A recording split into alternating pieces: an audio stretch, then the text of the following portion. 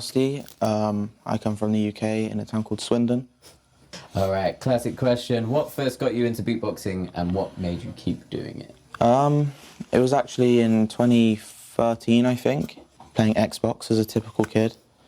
And then just hearing people online, I think, in the Call of Duty lobbies and stuff like that. What made you want to start competing at a professional level, and what makes you want to compete like specifically at GBB21?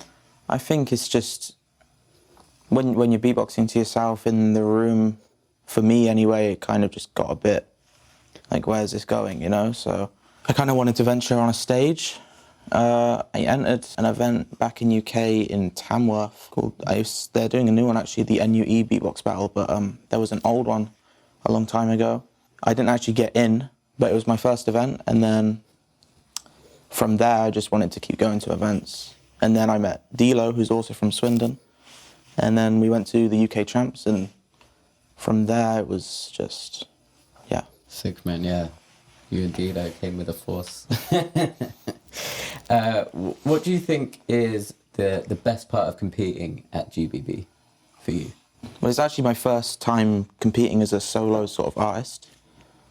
So I think it's just, to be honest, it's just being around all these different styles from everywhere, you know?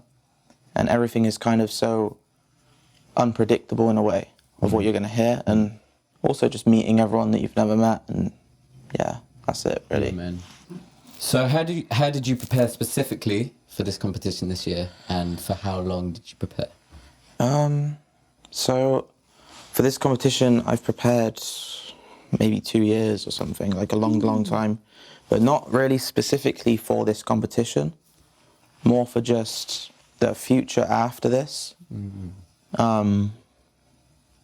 So, I mean, all in all, yeah, like the way I've prepared is just doing music that I want to do now, and not forcing it for something that in the future I won't want, you know?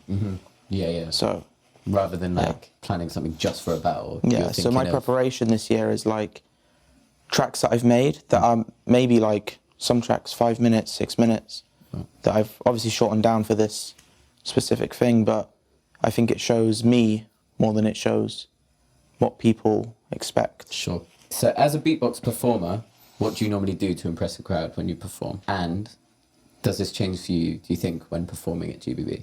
When times on stage aren't really going well, you can always just throw in a sub bass or something, always works. Yeah, I think it's just showing your like special sort of sounds and abilities, and just showing your power and stage presence and how you can own the stage. And it doesn't really change for GBB, I don't think it's the same. Nice. Like, I don't want to show people who don't understand beatbox something that I wouldn't show to like the beatbox crowd, you know, because then it's like what will people know me for both ways, you know? Yeah. Otherwise you're living like a double life. Yeah, kind of. Yeah, that's interesting, man. How do you try to enjoy yourself while practicing, and how do you come up with new routines for something like GBB? So when I make a track for looping, it's normally really quick. I can make the idea, and the structure and everything is normally freestyle, to be honest. So sometimes it can be a 10-minute process, sometimes it can be a 2-week process, you know? But I think what's taking most time is the sound design and tweaking the structure to how you like it suits you. Because when I'm making tracks at home, it's like I'm doing hour sets to myself, you know? So... And now you have 3 minutes, 4 minutes. 3 minutes, and I have to cut out like this section, and then in my head I'm like, oh, the song is not the same without that section, so...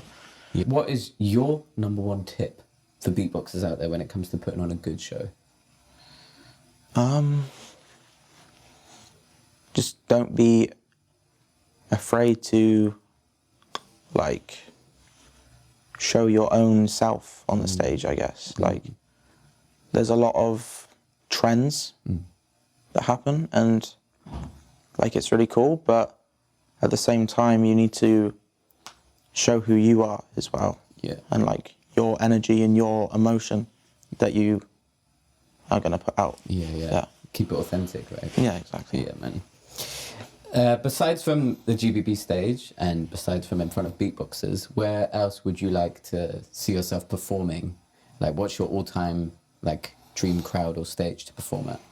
Honestly, it's like having my own fan base for me at that venue, and just having an hour and a half of just me shutting off and doing my thing and everyone enjoying. Sick. You know, that's it really. Yeah, man. That's the dream. Frosty fan base. Yeah. Sick, man. And what kind of gigs would you like to play in the future, and why? Like, would you like to see yourself playing festivals, doing corporate shows, like workshops, teaching? What kind of thing would you would you like to play like, in the future?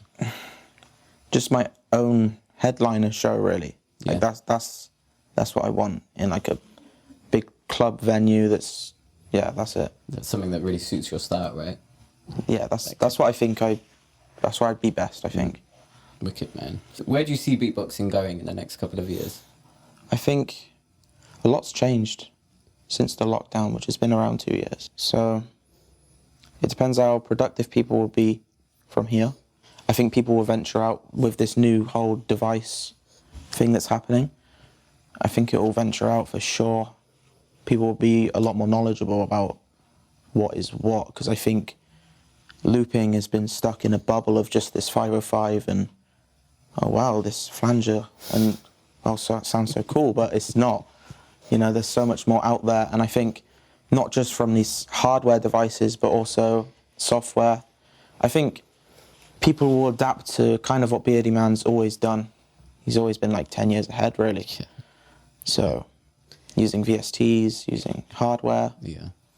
And part of my aim is to incorporate sort of like non-beatbox stuff too.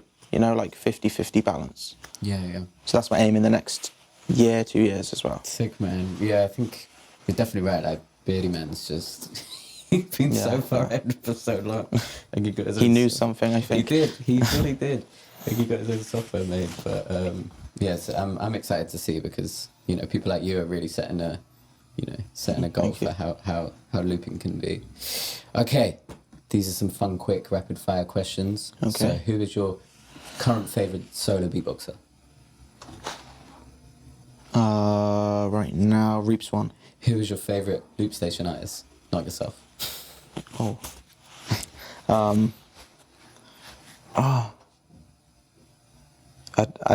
It's hard for me to say. I don't really have one, but maybe Dice. Dice. And who are you looking forward to battling the most? Maybe Dice too. Dice. And who do you not want to battle? Dice. And what is your favourite food? Maybe a good curry or something. Yeah. Good curry.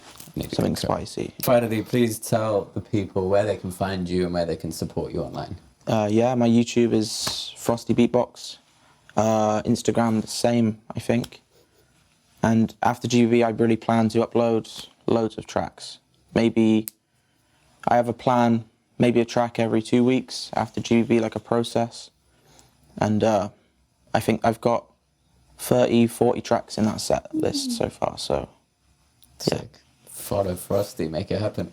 All right, dude, thank you, Frosty. Yeah, no problem. That is up. Cheers, buddy.